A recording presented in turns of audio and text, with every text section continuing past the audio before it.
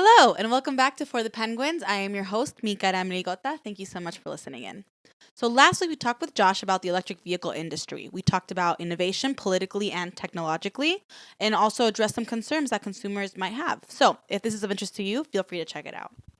This week, we're going to talk with Rozina about the nonprofit world. She's a director for CELI, which is the Clean Energy Leadership Institute. She focuses on internships with the program Edict, and she also founded Eco.Logic. So, if you want to hear about any of those topics that we just talked about, feel free to tune in, sit back, relax, and I hope you enjoy.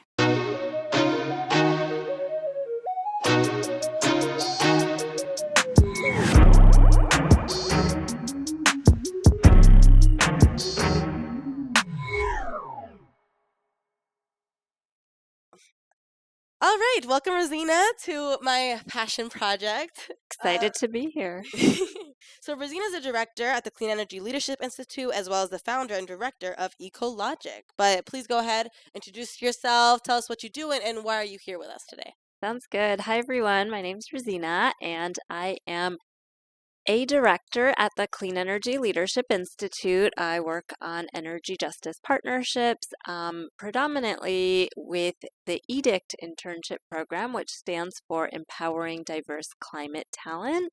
Which is kind of what we're doing here. Yeah, so this is a fitting podcast. And I also am the founder and executive director of Eco.Logic, which is a nonprofit organization that inspires environmental action through education, art, and community. So excited to be here, excited about this podcast, and excited to share my career journey if it's helpful for anyone. You know, I'm very excited about interviewing you because you have such an interesting path to how you got here. Can you maybe share, how did you get to where you are now? Maybe a little bit about your background, and then what made you want to branch out and start a nonprofit? Yeah, how far back do we want to go? My interest in environmental issues actually started back in fourth grade. I had a teacher who talked to us about Rachel Carson and Silent Spring, and I tried reading that book, didn't understand it, but I understood the concept of, why are we spraying these chemicals that are killing birds? And I feel like that kind of was a fundamental just like question I've had. And so um, my career journey and academic background has really been in environmental topics. So following college, I spent a year in India. I was doing research as a Fulbright scholar and looking at the topic of India's agrarian distress, which actually is just a nice way of saying farmers' suicides. Oh, wow. Yeah, incredibly depressing topic. And it was sort of that experience really showed me, like up close, firsthand, what climate change is doing to people. And it was more than climate change, right? It was also like agribusiness companies and kind of this power dynamic. And it just really led me to understand that certain people are more vulnerable in the face of these systems. And so after that, so then I did a master's program in environment sustainable development. So a lot of my experiences were abroad, sort of in the field of international development. But then when I moved back to the States, I landed at a solar advocacy job in Texas.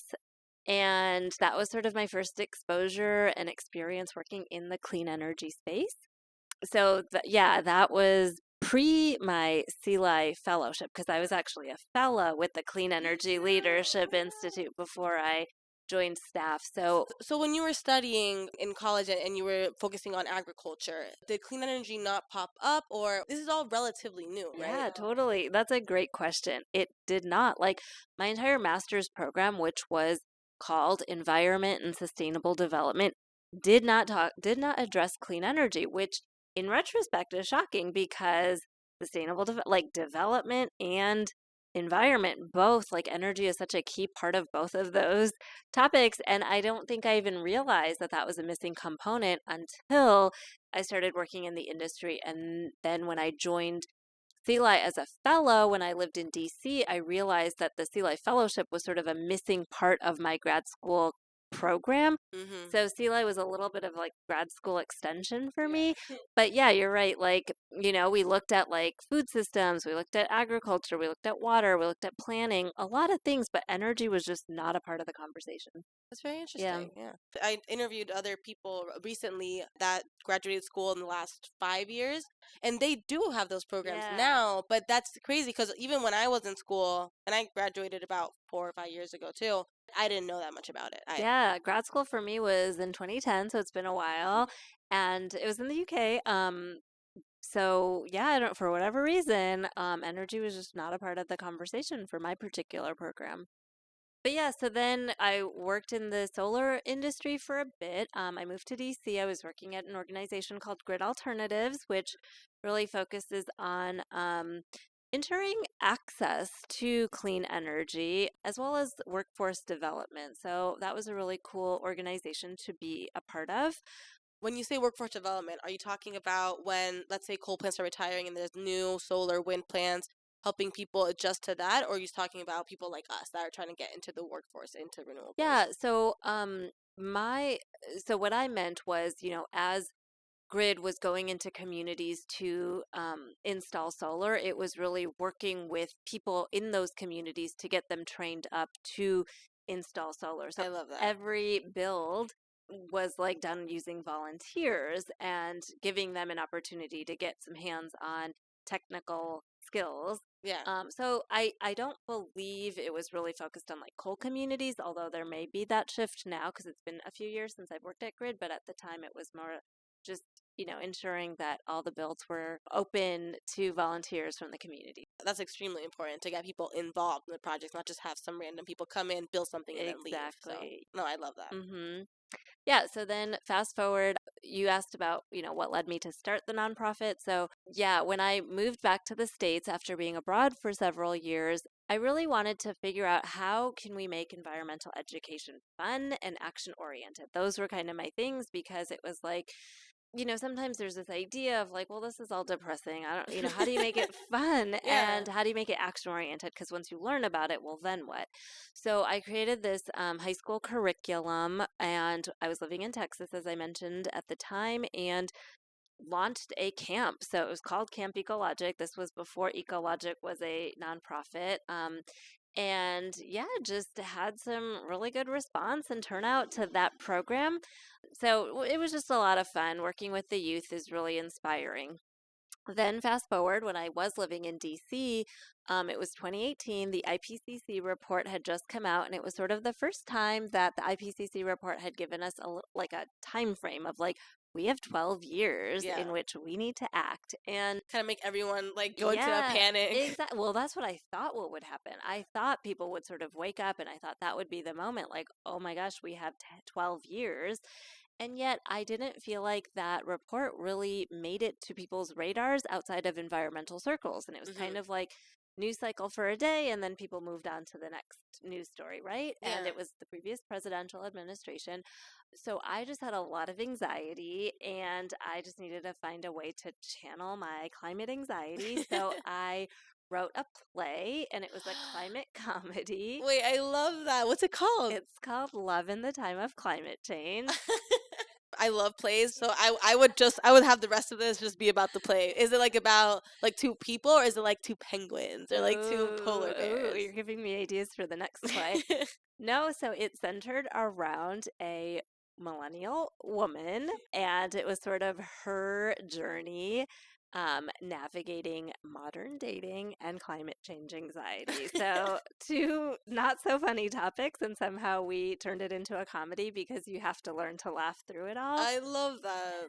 So, the play, honestly, it started off as a just creative outlet, almost a joke among friends. I submitted the idea to a theater festival without even having a fully fleshed out script, without having a cast. Like I was making up answers on the questionnaire about like how long is the runtime, how big is the cast, and I was like, what cast? And then we got accepted into the theater festival, and we were given 5 performance nights, and I was like, okay, I think I have friends. We'll try to get 20 people to show up a night. We had every single night was sold out. We got media coverage. Like there was just so much positive response to this play idea that was really just an idea. And to me, it signified, okay, there is a need for creativity in the climate movement. Absolutely. And I feel like the play really gave space for this feeling of climate anxiety that, I didn't realize how many people were feeling until the play. And so many people just told me how much they resonated with it. And I think now this idea of climate anxiety is gaining a lot more popularity, if that's the right word. But I think back in 2019, it was less so talked about. And so then the camp idea that I did with the high schoolers in Texas, the play idea, it was sort of like, okay, there's something about like, how do we get creative with our programming? How do we reach more mainstream audiences? How do we make climate action more actionable? And so it was through those kind of side projects that I decided, okay, let's start a nonprofit. It'll help us build partnerships, things like that. So started the process of registering it as a nonprofit. Uh-huh. We received our 501c3 in April 2020. So How long did that take? pandemic time. So yeah, I mean, how long did it take? It didn't take as long as I thought it would take. Nice. Yeah, it was actually, I've heard like registering a nonprofit can take a long time. For some reason, it just didn't take that much time. I was also working, full time when I started it, so at the time, it was going to be something that was sort of like a side hustle, Uh-huh. passion project. But then, of course, with the pandemic, everything changed. So we, have done 2.5 years of programming. It's all been virtual, but we're moving to in-person programming in 2023. So excited about that. But yeah, a very long response to your question. No, but I love that because actually I think it makes perfect sense the panic that you felt back in 2019 and the lack of response that you've seen around because it's easy to forget how we process things with maybe our specific background and the fact that we know what we're reading versus if that gets released to someone that didn't study anything environmental, maybe just hasn't been surrounded by that and would like to start getting little snippets of what's happening. That's a lot to take in versus a play, a camp. I don't know what other forms of exposure you do, but that's perfect because I would totally accidentally stumble upon a play, hear people laughing, and be like, "What is that?" Yeah, and we performed it in DC. I think DC is kind of a small town city, where word spreads and there's sort of like a climate community in DC. Lots of politics there. Yeah, exactly. And a lot of dating woes in DC. Really? I was gonna say those are the two biggest Right. things that would give anyone anxiety. So that is Right. very relatable, Yeah. 100%. Yeah. So what does your team look like at CLI and then also at the nonprofit? Yeah, well, CLI is just an amazing network of professionals, like the smartest, most passionate people that work in clean energy. So it is such, I can't speak highly enough about the network that CLI. Totally unbiased, right? Yeah, totally unbiased. But no, if you go back to like how CLI was founded, right? My understanding is that a group of professionals in DC were very dismayed when the Waxman-Markey bill failed in the Senate. And it was like this need to have community and, continue to educate around topics. And so that was kind of how CLI was founded. For those who don't know, what was that bill about? Yeah, it was like just, a climate bill. Like I don't have all the details, but at the time, it was like the climate bill. Mm-hmm. And this was back in, I want to say 2013. So almost a decade ago, right? And It is frustrating that how long people out there have been fighting. exactly, Yeah. because we've now have the, IRA, which has passed, but it's been 10 years in the making, right? And I think there was a lot of just dismay around that, not happening. And so there was just this need for community, for education, for learning, and CLI was founded back in 2013. And so, it has just done an amazing job cultivating this community and educating people. Like for me, it was the missing part of my grad school program. So just hugely instrumental to my learning and also just giving me that sense of community. And I think in a city like DC, where CLI started, I think that's also really important because DC is a pretty transient city and there's always like new people. And to have sort of an anchor through a community, I think was really nice. Anyways, fast forward, we've now just CLI has completed its I think, 10th year of fellowship. So we have an alumni body Wow. of around 1,000 people. Well, and you're all across the country, which like I didn't know that at first. I thought it was just a Chicago-based thing until I realized you're everywhere. Yeah, yeah. So it used to be location based, and so it still is to some extent. There are chapters in DC, New York, Chicago, the Bay Area, and now there are also 2 virtual cohorts. So people that Nice. are, in the clean energy space, check out the Clean Energy Leadership Institute. But so to get back to your question about like who am I surrounded with? So this alumni community, they've gone through the fellowship. But the staff of CELI is actually pretty small. And because I focus predominantly on the EDICT internship program, it's actually a partnership with another organization called Elemental Accelerator and Future Map. So, yeah, I get to work with the CELI staff as well as these other cool organizations who we're all just committed to creating pathways into the green economy. And Edict is focused on, trying to build a diverse pipeline of talent, but also pushing companies who host interns to build more inclusive workspaces. So it's not just, okay, we're going to match interns with host companies. It goes so much beyond that, where there's a community of practice for host companies.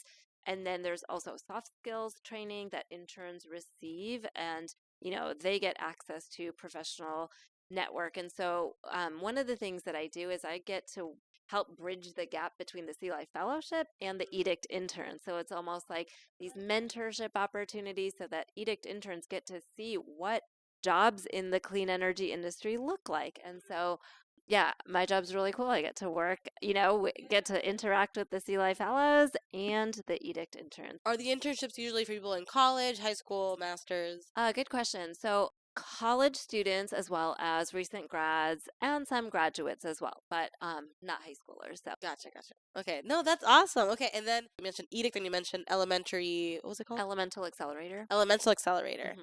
Do they all have similar backgrounds like you, where you worked in policy, you went international, you came back, worked in solar, and then you went into Sea Light, right? Mhm. Do they have something similar like that? So one of the partners, Future Map, and I don't know exactly what the backgrounds of everyone is that I work with. Yeah, I guess like you stop asking that at some point in your life. I'm just still asking people. Yeah, yeah.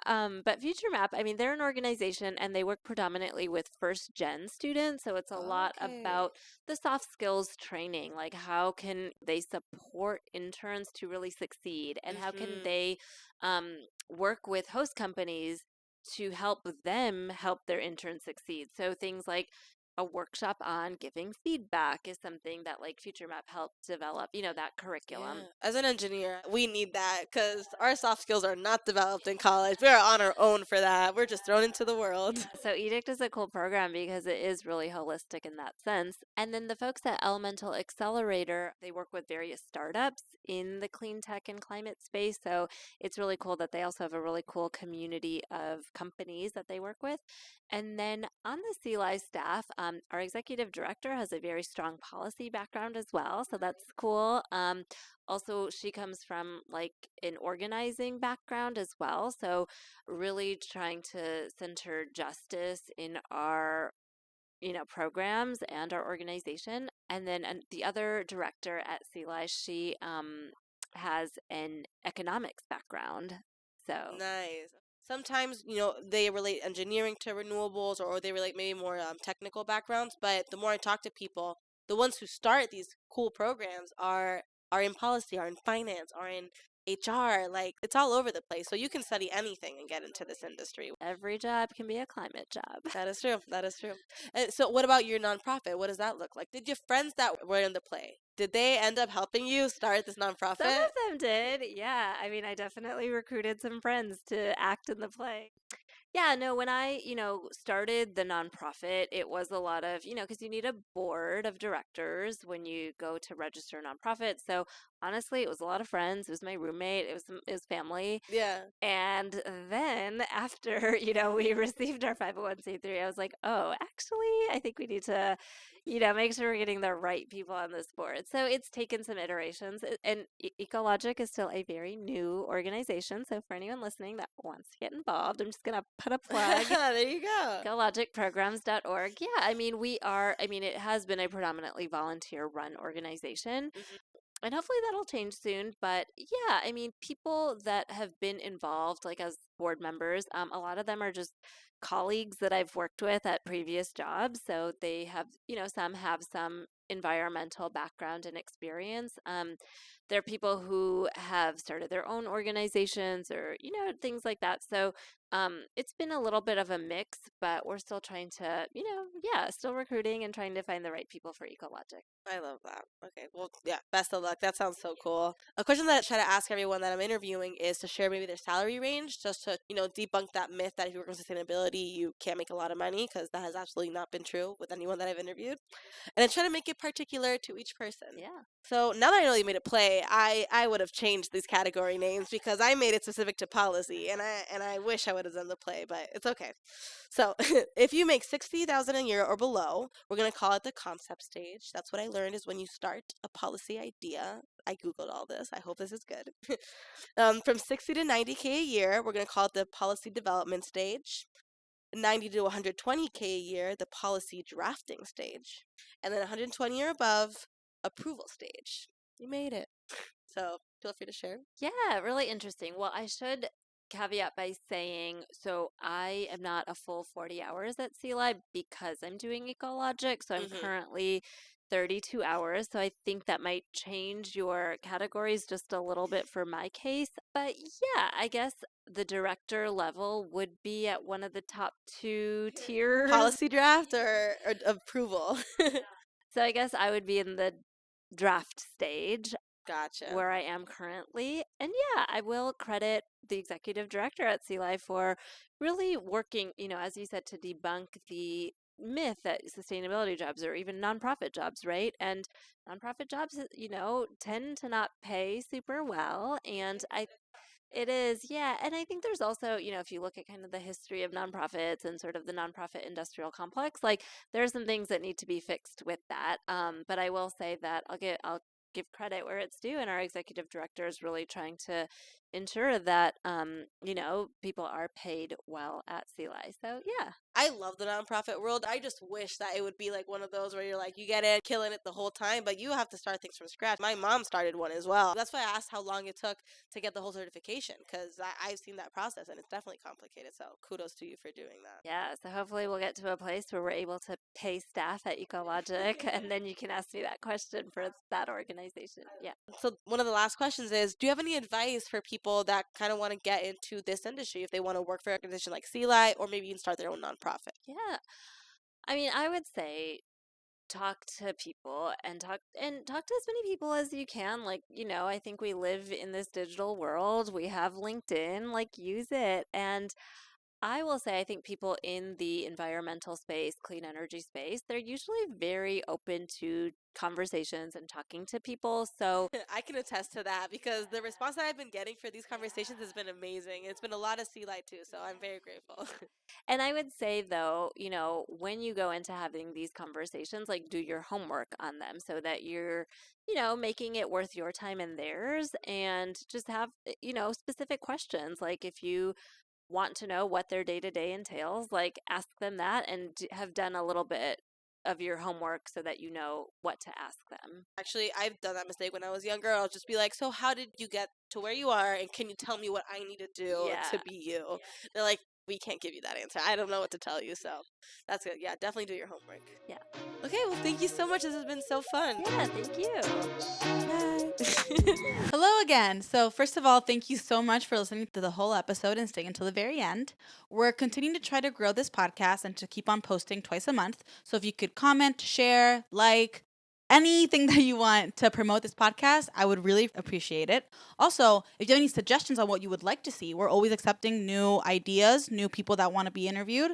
We want all of that because at the end of the day, we're trying to help you guys get to know more about the sustainability industry. So, thank you so much, and I'll see you guys in 2 weeks.